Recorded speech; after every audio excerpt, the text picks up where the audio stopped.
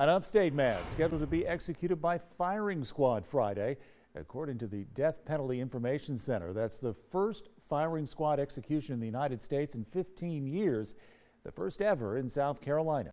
Our Taylor Farmer sat down with the Greenville County Coroner, who shared his files on that case only with 7 News.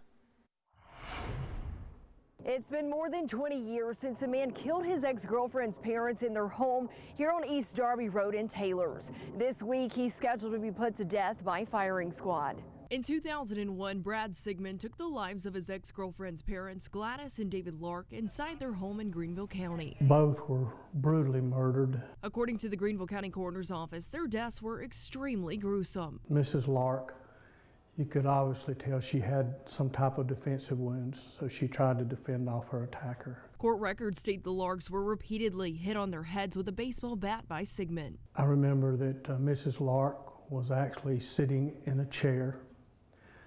Mr. Larke, he was on the floor, and both had multiple blunt force injuries that we could see immediately. Greenville County Coroner Mike Ellis says at the time it wasn't obvious what object had been used to kill the Larkes until the bat was found in the home. We did find a blunt object. It appeared to look like some type of bat with multiple blood and hair on the weapon at the scene. According to court records, when Sigmon's ex-girlfriend Rebecca Barber arrived at the home, Sigmon then forced her into a car. We're told Barber jumped out of the moving car. Sigmon got out, chased her, and fired a gun at her several times. Barber was injured but survived. According to court records, Sigmon went to Tennessee where he was captured 10 days later.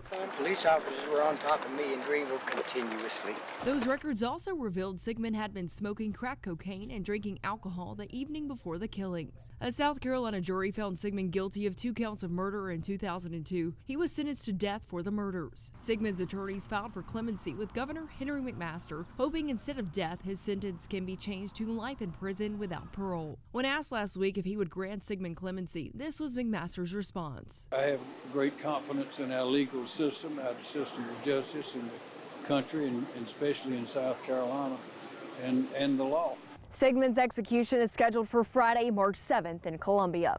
In Greenville County, Taylor Farmer, 7 News. We mentioned the firing squad. Sigmon was given a choice with firing squad, electric chair, or lethal injection.